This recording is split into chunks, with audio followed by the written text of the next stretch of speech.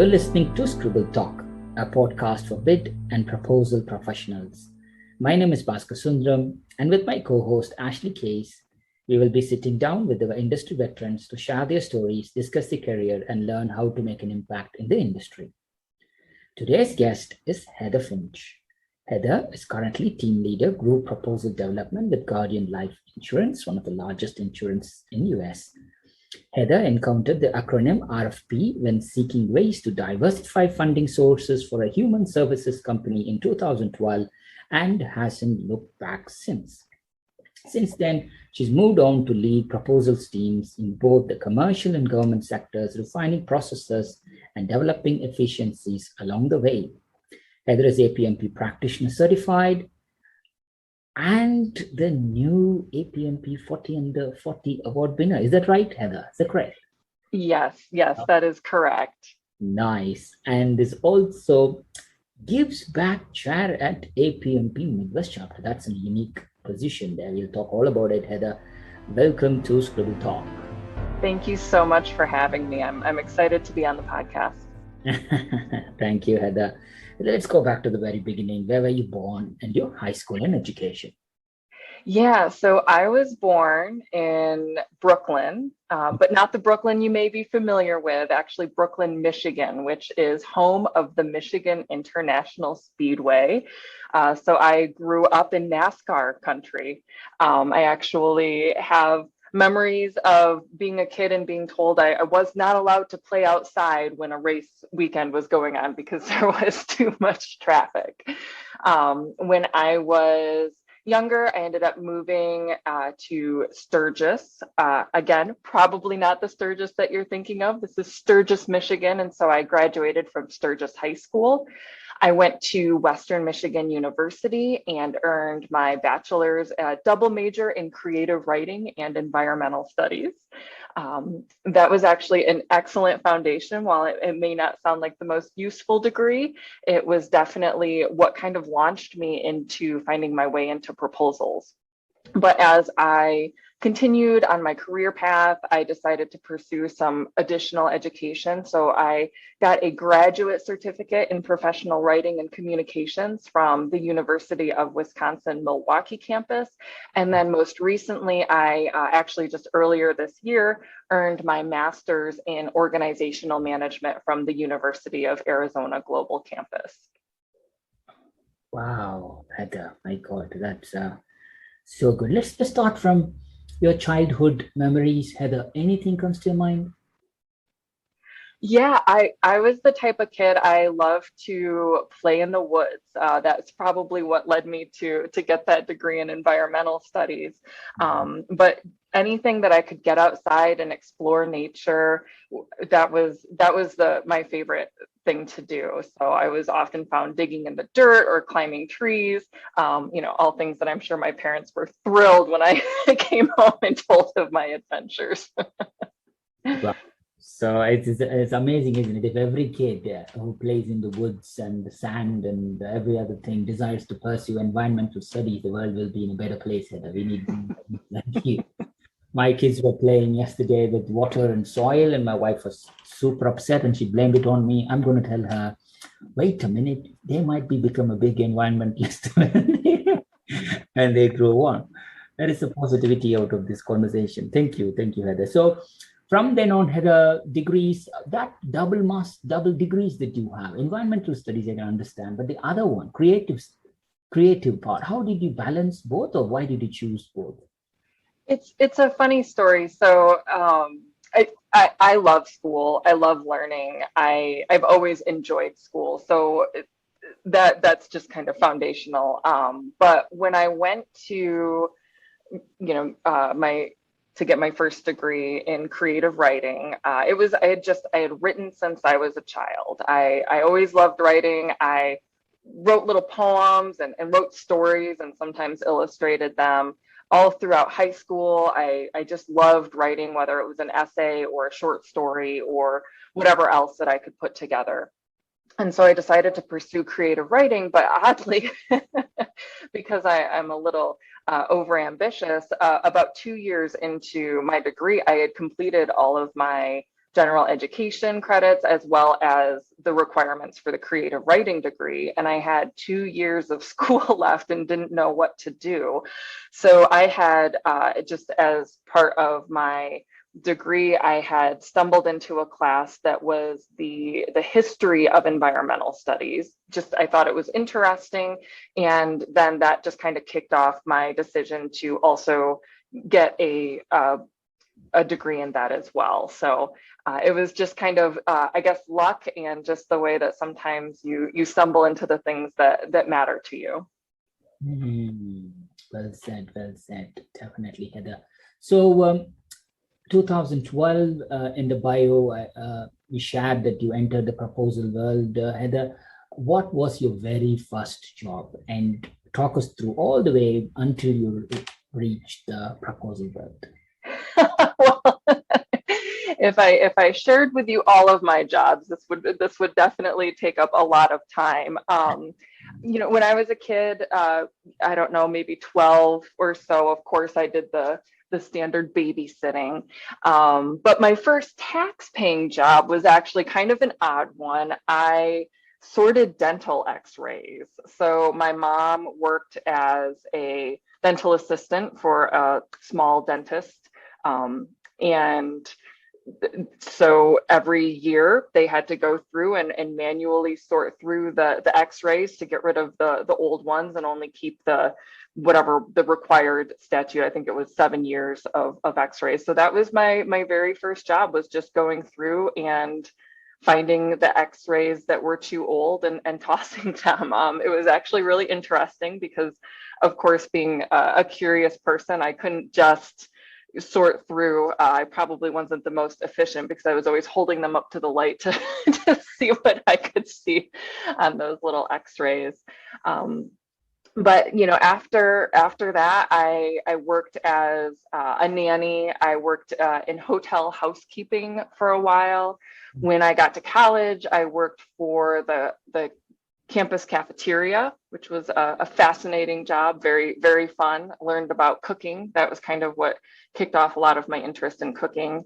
And then I worked at a coffee shop. I worked at a food co-op, which was really kind of my first job where I was really getting into the operations side of thing. I was the assistant manager there, and I got to do a lot. Like, I wrote the operations manual, I trained staff, I did payroll and balanced the book. So it was really a great opportunity to learn a little bit about a lot of stuff, and also what kind of launched me into proposal management. So I was able to respond to a few grants as part of that job, and trying to address issues of food insecurity in the area. And that was the first kind of glimpse into how to write something in a way that was compelling and could get somebody to invest in what you were doing.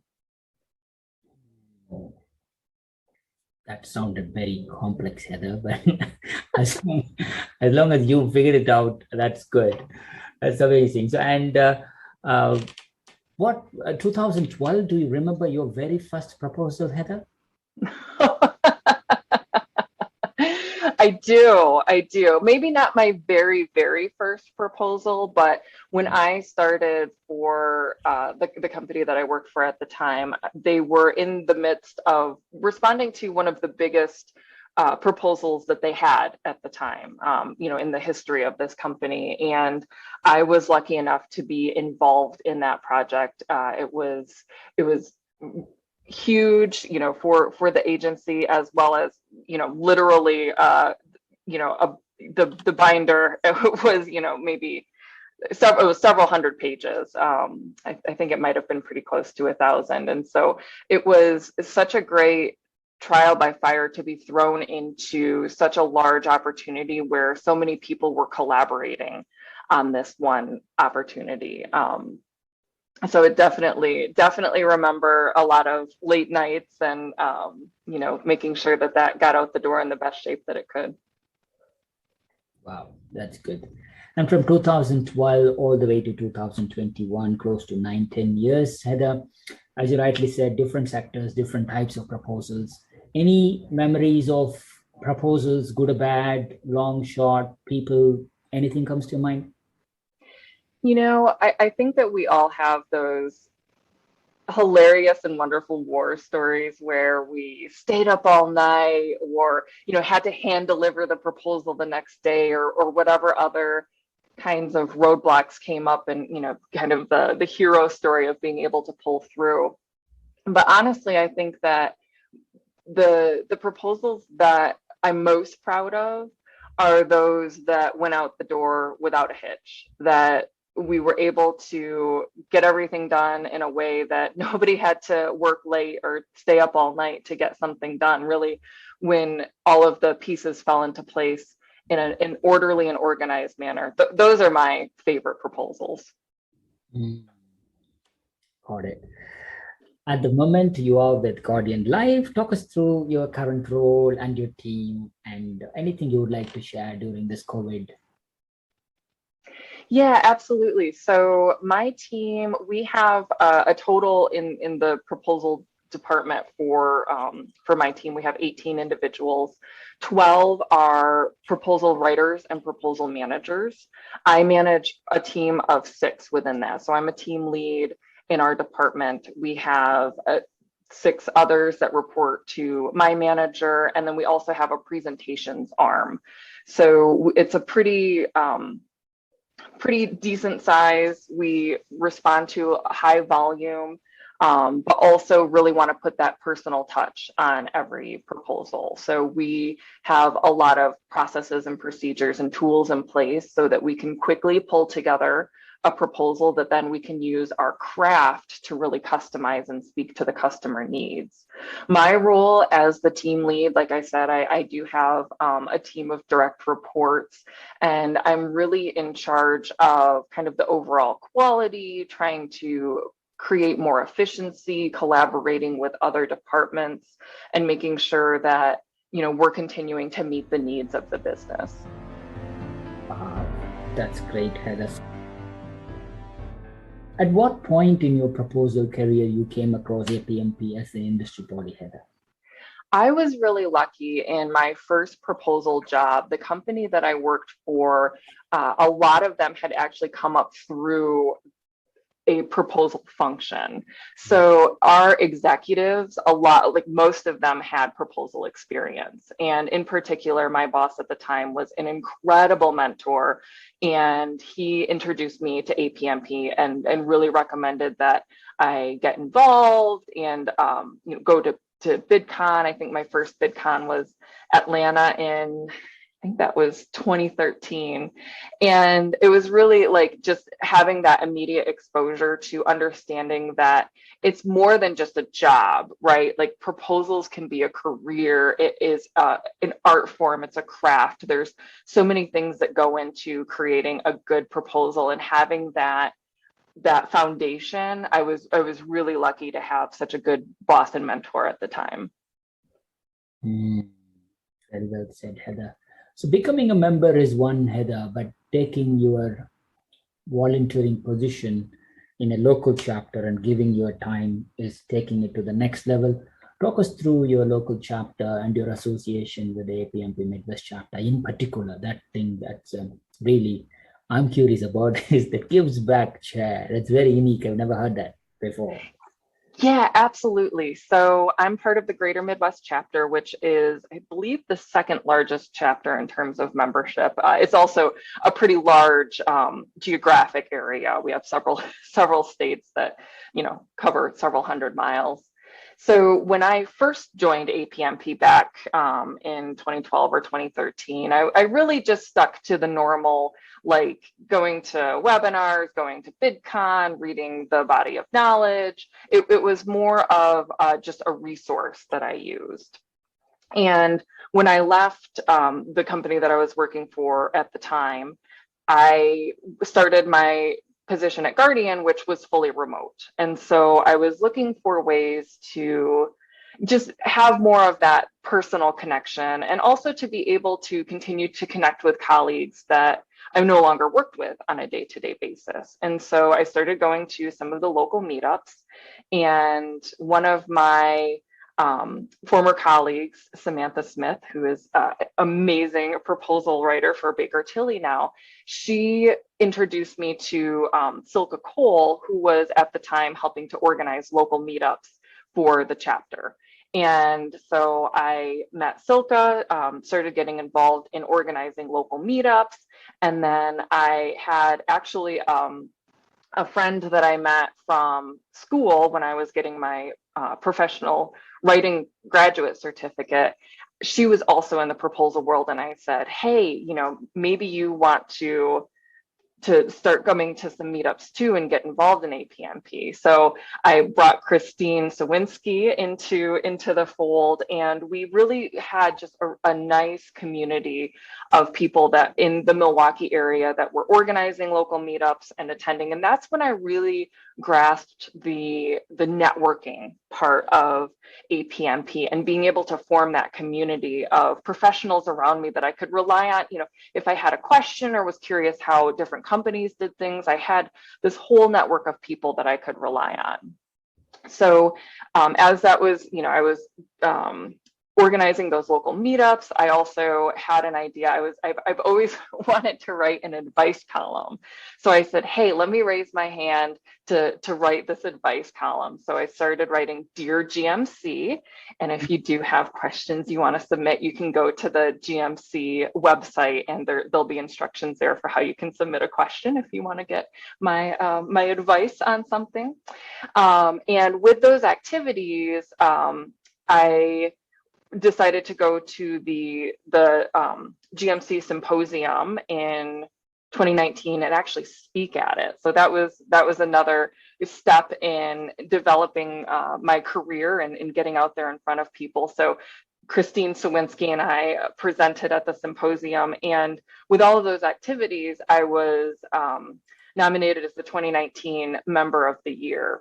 And that really boosted my confidence in realizing that it's just average people that raise their hand to help out with these kinds of things. And so actually Christine, who she started up the GMC Gives Back committee, she ended up moving down to Florida. And so when she left, she said, hey, you know, I think that you would be really good at this if you think you might want to be on the board. And so I raised my hand to be in that position. And it's a unique position. I don't know that any other board has one, but really the role of my committee is to find ways to give back to our members.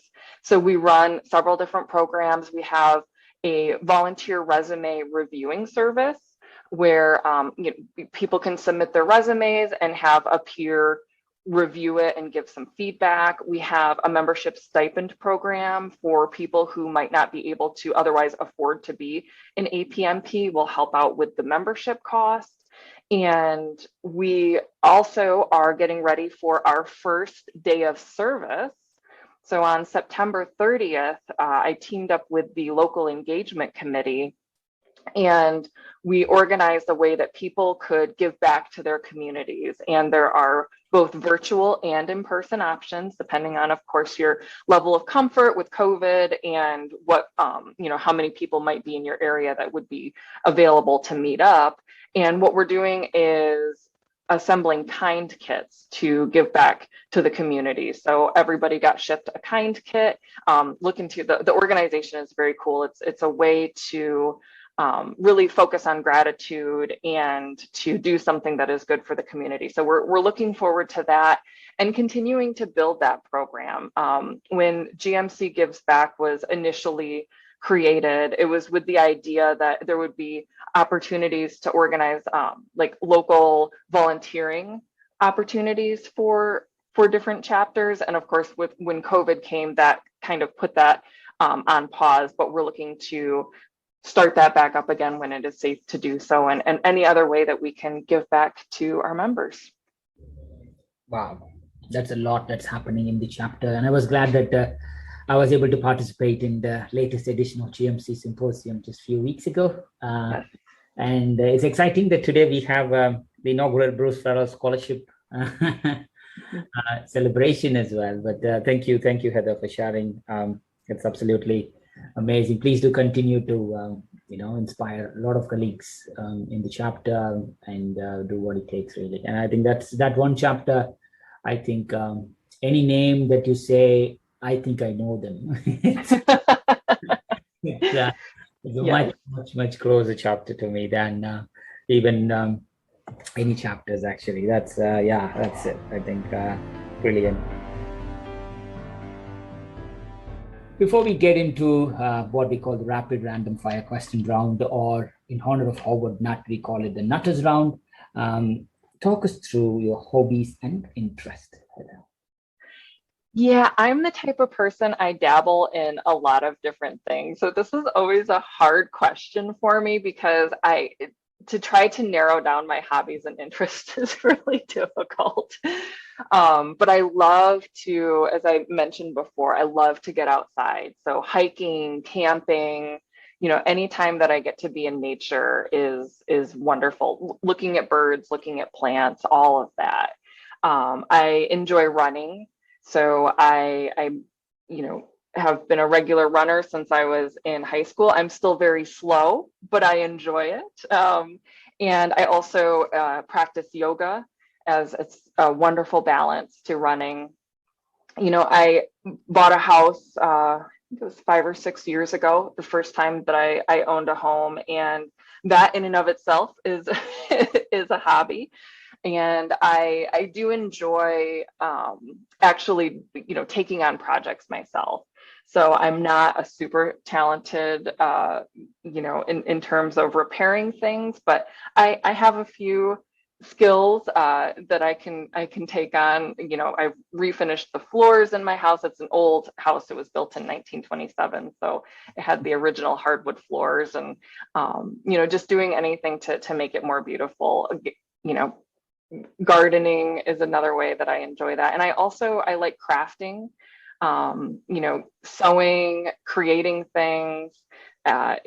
Really, that gives me a lot of satisfaction, especially with a job that's so, electronic in front of the computer all day. To be able to actually create something of my own is a really good balance to that. And reading, I'm an avid reader. Especially in the wintertime, there's nothing better than curling up with a book and just getting lost in a story. So as you rightly said, there is a lot of ing sounded words: running, reading, camping, all these things that's happening in your life. That's good. I think you are underestimating how good you are, Heather. At least you are trying. Many of the stuff that you said, I didn't even think, or I haven't even thought about it, but that's good.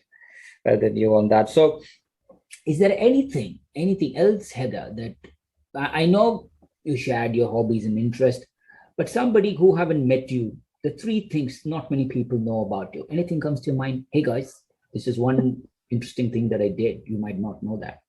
Anything comes to Hopefully there's lots of interesting things about me. I don't know. I tend to think of myself as a pretty plain person.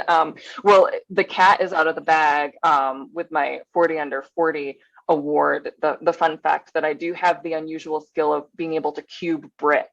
Everybody will know that now if you read my bio on the 40 under 40 award. So that's actually, it's an interesting thing for those of you that don't know. When, brick yards, you got to move brick around. And so, you don't just put it on a pallet and move it around. There's a very specific way that you stack the bricks so that you can get the forklift into the cube of brick and lift it and move it around. So if you ever need that, if you ever need that done, feel free to give me a call. Also, when I was in college, my freshman year, my first creative writing class, I wrote a story and I submitted it to our department for an award. And I won. I won for the best nonfiction, but it was actually a fictional story that I that I submitted. Somehow it made its way into the wrong pile, and I accepted the award anyway. And also, I love roadside attractions. And the quirkier, the better. I will stop for a historical marker. I will go out of my way to find the random sculpture park or whatever other thing that people have built. I'm really fascinated by people that have a passion and want to share it with the world in these, quirky and unusual ways. Definitely, Heather. And what's the name of that fiction-ish non-fiction story that you wrote? Heather? Well, now we're really reaching back. It was almost 20 years ago, and truthfully, I can't even remember the name of the story. Oh, that's good. So are you planning, or have you written any more stories after that? I do occasionally pick up the pen to write. I do find that right, like, so I'm another fun fact, I'm a Libra. I'm not super into astrology, but you may know that the Libra is the scales. Life is all about balance. And so a lot of what I try to do is all in balance. I think I mentioned that a little bit as I was talking through my hobbies. As yoga is a good balance to running, and so on and so forth. The problem with writing is that when I'm writing all day, it's hard to the creative part of that, the creative writing, it doesn't create a good balance. So it's something that I keep trying to get back to, but it's just a little bit tough. It's an occupational hazard when when you're in the world of proposals. Exactly. And I wish, I was born. My birthday is October the 7th, so I'm a Libra myself. So I can understand why you're going on this, Heather, which is good. I think striking the balance, or even, I think consciously knowing that you're thriving for balance itself is a big skill. Sometimes it just happens naturally. Sometimes you try to get a balance and it never comes as a balance. Yes. And then having that awareness that you are thriving for balance is something that's nice. That's nice to hear that. Thank you, Heather. So, and as you know, we are gradually entering the rapid random fire question round, or what we call the nutters round. There's no right or wrong answer. Random questions could be anything and everything. But if you listen to the past episodes, you might know what this is all about. So let's crack on as fast as you can. Whatever comes in your mind, let's just go with that. Yep. Okay. So what's the funniest movie you have ever seen? What about Bob? What about Bob? Good. What's an ideal weekend for you? Going on a little adventure, a little mini road trip to a random small town and finding whatever there is to find there. Yeah, let's ponder on that. So I think, what's the most intriguing thing that you found in your road trip? So a recent one was this small town in Wisconsin named Monroe. And I went there because they are one of the very few places that has a restaurant that serves Limburger cheese sandwiches. I had never had Limburger cheese before, and I really wanted to try this sandwich. And the downtown was so delightful and unexpected. It was kind of the square kind of format where the city hall was in the middle, and then there was a large park around it, and then the businesses were all kind of in a square around the city hall, and they were playing old jazz music from the city hall. And so it was just a beautiful day. And if any of you out there are interested in trying Limburger cheese, I would definitely give it a go. It was delicious. Better have a nice food and also wander around in the town that you have. That's great. Perfect holiday for me as well. We talked about books. If Heather writes a book about herself, an autobiography, what would be the title of your book, Heather? Oh, That is a good one. I have stumbled across random phrases from time to time and thought that would make a great name for a memoir. But of course, I can't think of any off the top of my head. But it would be something a little bit random. Mm. Actually, no, there it is. I think that's the name of it. Something a little bit random. I think it sounds right. That just reminded me, trawling through your LinkedIn profile as we always do, I found this term, maven of quality and process with a flair of proposals. What does it mean, flair? Yeah, so I think that encapsulates my sense of quirkiness. I love to bring a little bit of personality to the job, but I'm really serious about trying to make things better. So when you can improve processes and make them more efficient, it gives you the room to really practice the craft of proposal writing and that more creative side of it. So I love to dig in to find ways to just make things better. I think it's improvement of quality for the company, but it's also improvement of quality for the people that are doing the work and trying to make the job as interesting and exciting as it can be. Definitely, Heather, definitely. Heather, you are about to get into a fight, which I know it's not going to happen, but just in case if it happens, what song come on as your soundtrack?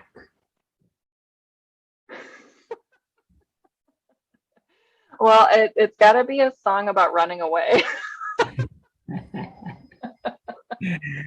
That's good. That's good. So I think when you run, do you hear any music or you just run with the nature?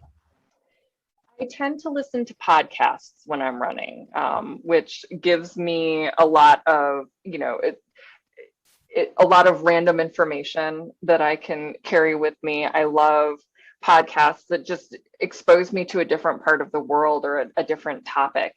And so again, a lot of people listen to music because it can help them run faster. It gets them energized. And for me, running is a much slower event. I've always just kind of been more of a plotter when I run, just kind of going on. And so podcasts are a good way to just keep me entertained as I just kind of, jog along.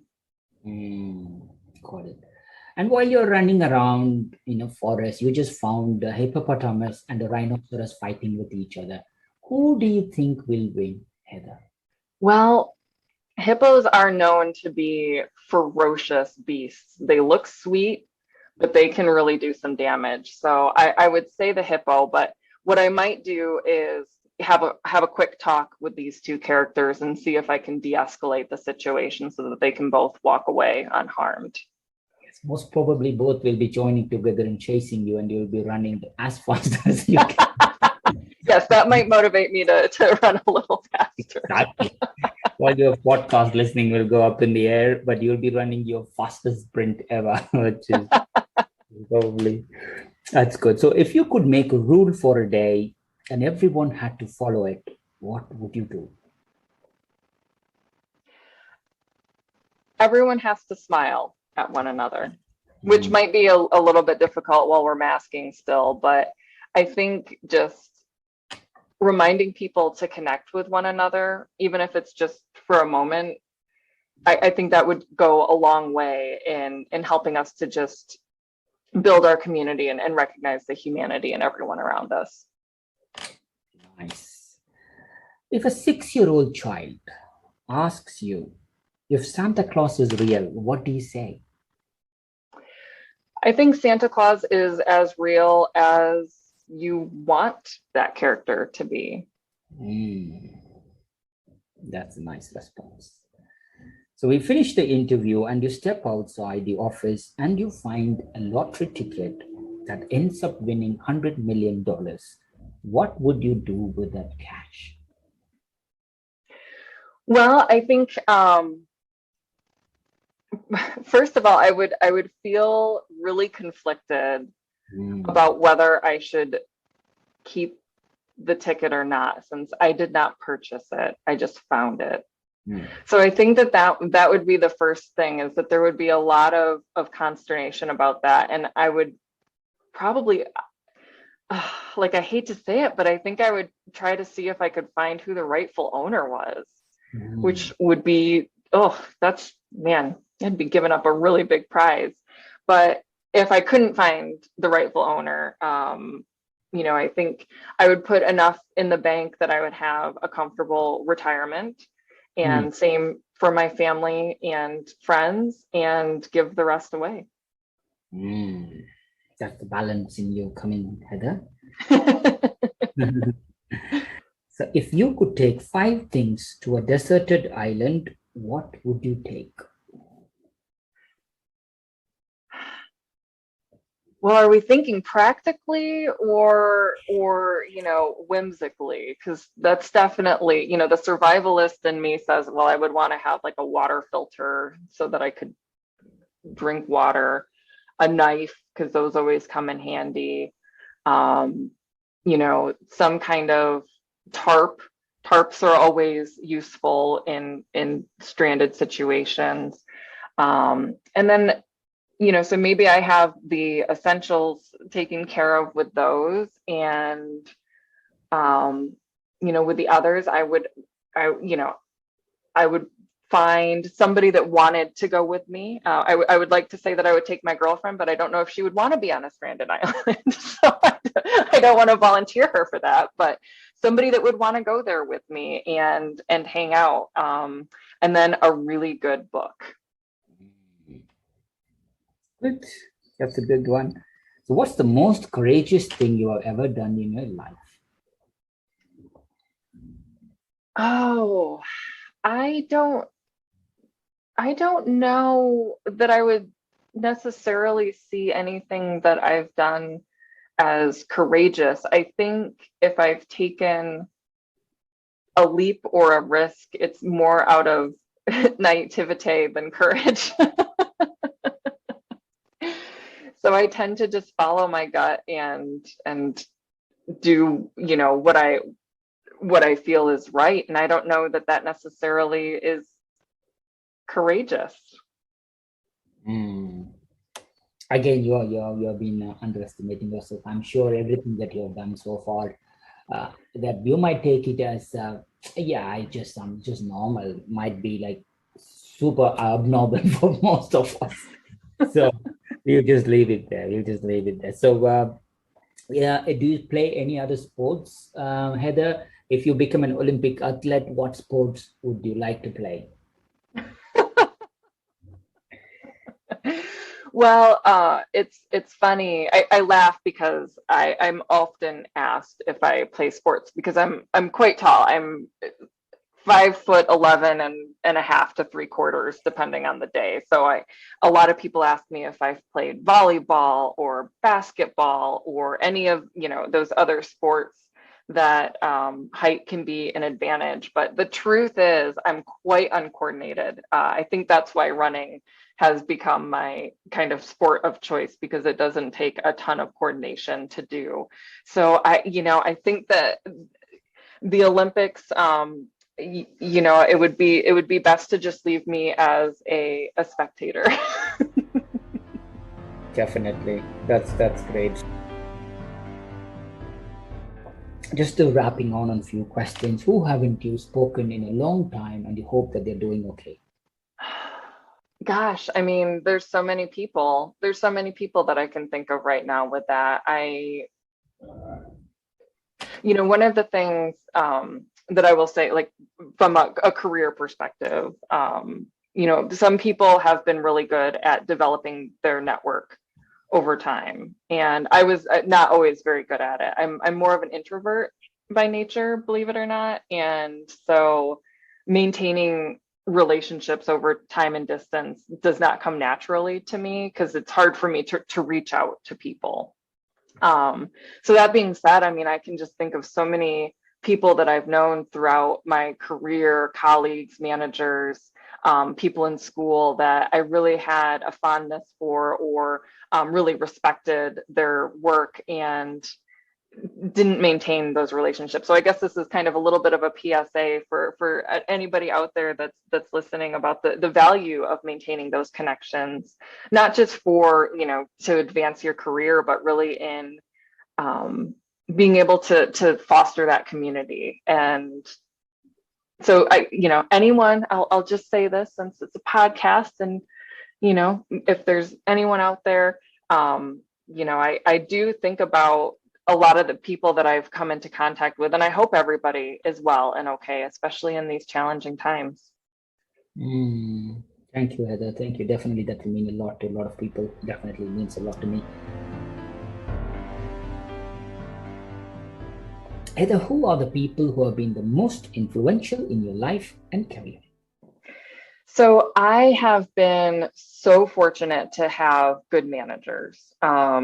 When I worked my first proposal job, my manager, James Kennedy, I mentioned him before, was an excellent mentor, and really, taught me a lot of what I know about proposals and also managing proposal teams. And today, my manager, Allison Kuhn, is absolutely phenomenal. She has really supported me in my career and in learning and growing, and pushed me to become, the best manager that I can, and really look at things from a different perspective and understand how organizations work and how to get things done. And she's just an absolutely amazing manager and mentor and role model. Nice. And in family, Heather? Like my family is an interesting cast of characters. My father he is like a genius when it comes to fixing anything. He would fix our cars growing up. We always had old junkers, and he would keep them maintained and working well. He can fix a furnace. He can remodel a living room. He can do almost anything. And he really instilled in me that sense of like figuring things out, and, just trying it and seeing what happens, and, learning from it and applying that to the next project that you have to tackle. And, I can't say that I inherited his knack for mechanics quite as well, but I definitely use that in my career and in my life. Just that idea of like, let's look at this and try to find a way to fix it or make it better. Definitely, Heather. That's a good one. Heather, we are in this COVID times. What reminded you that people are kind? I think once you decide to look for kindness, you can find it anywhere that you go. And just looking for that spark in people, whether it's somebody that, picks something up for somebody or holds the door open. Those little acts of kindness are really beautiful. A couple of weekends ago, I was at a brewery enjoying a beverage on a Sunday afternoon, and it was outside in this nice little patio area, and there were two separate families, and the kids started all playing together from these two families. And there was an older kid, maybe 6 years old or so, and a younger toddler that was he was maybe 18 months, small kid. And the older kid just naturally, instinctually was helping the younger toddler, holding his hand to take a step up, or, just watching him and making sure he was okay. And I think that was just a realization to me that we're really born with the instinct to help others and to be kind to one another. And it was just a beautiful thing. 100%, Heather, 100%. Yeah, that means a lot. So, what is one personal trait you like the most about yourself?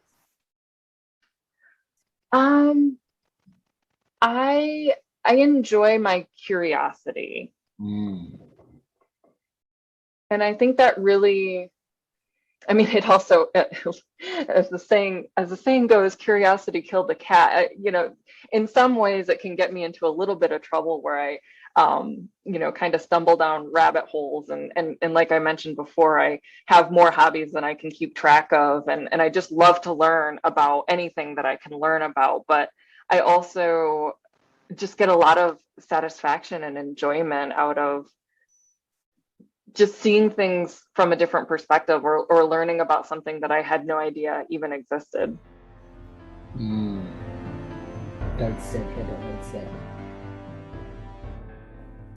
Heather, you have been in the industry for 10 plus years, and before that, you also have some solid experience in the other sectors.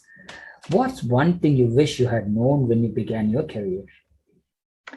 Yeah, I think that goes back to building the network and creating your, I like the word community over network, because it's not just network. Sometimes to me sounds a little bit cold, but really having that community of people that you can talk to and learn from. It took me a while in my career to really know how to do that and to take advantage of that. And also definitely knowing when and how to ask for help. That's something that I'm still learning. I think, again, that goes back to that curiosity and that drive to fix things that my dad instilled in me. Sometimes I can get a little bit too focused on trying to fix it myself and forget that really raising my hand would be a lot more efficient to take care of the issue. Mm, well said, Heather. Heather, I think as a proposal professional, supporting the chapters and stuff, and also APMP 40 under 40 winner, what's one thing that you would like to debunk as a common myth in our profession? So I think the first thing, and I don't know if it's a common myth in our profession or if it's just what I thought, but when I came into APMP, I remember going to my first BidCon and just thinking, the professionals that were around me, especially those that were speaking, or the leaders of the organization, I thought that they were like superhuman in a way, or that it was something that I could never aspire to actually be able to play a part in the industry like that. And really all it takes is raising your hand and getting involved. In 10 relatively short years, I went from, thinking that there was no way that I could ever participate in BidCon that way to I'm speaking in at BidCon in Denver this year. And it's really, I think it's amazing the way, and, if speaking in front of people isn't your thing, just there's so many ways that you can get involved, and everybody has a unique perspective to bring to the table. Whether you are just starting in proposals or you've been in the profession for decades, you have a different perspective to bring to the table that is valuable to share with others, whether it's through your community or through writing an article or participating on the board or getting up in front of people and speaking. I think that those voices are really valuable, and anyone that's interested should raise their hand to be heard. Well said, Heather, well said. Heather, successful career, a lot of contributions, life full of balance. What's next for you, Heather? What are you looking forward to in future? One thing is continuing to learn and grow. I just never see that ending in my life. It's so valuable to me. And again, that curiosity won't let me stop. I've had a really successful year in this year in particular, where I earned my master's degree. I earned my practitioner certificate. I am, again, speaking at BidCon, a little, self-promotion there. I got the 40 under 40 award. I also participated in an amazing leadership development program that I was nominated for through my work. And I hope to continue. I don't think every year can be as monumental as this is in terms of having those kinds of accomplishments, but I hope to continue with that. And also, probably focus a little more on the balance and next year maybe turn towards some more of the personal accomplishments that we all need to have that good work-life balance. Totally, Heather. I think you are one of the very big advocates of diversity and inclusion as well. So what does it mean to have the tagline, she and her?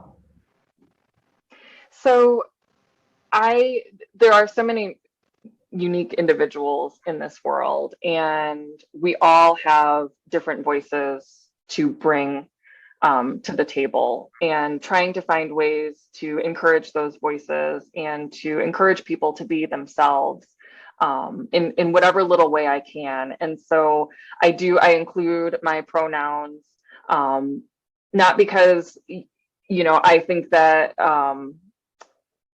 I don't necessarily have a strong identity to those pronouns, but I want to be able to give that room for other people that may have strong identities with their pronouns, especially if they're not the typical pronouns, to be able to have those in their name or in their signature line or wherever else they want to show those pronouns, so that we can use the correct terms that people prefer to have used. Well said, Heather. Well said. Heather, thank you so much for your time today. Is there any part of your life or career, is there anything else you would like to say before we close the episode, Heather?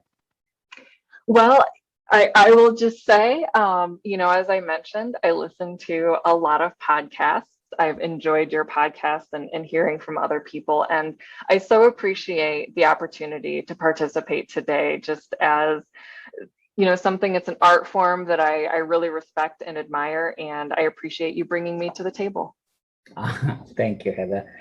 Thank you so much, Heather, formally for your time. It's been an absolute privilege and pleasure to have you with us at Scribble Talk. On behalf of me and Ashley, wish you, your family, your loved ones, and everybody you're going to meet in your road trips and every balancing trips that you're going to take, all the good health and happiness.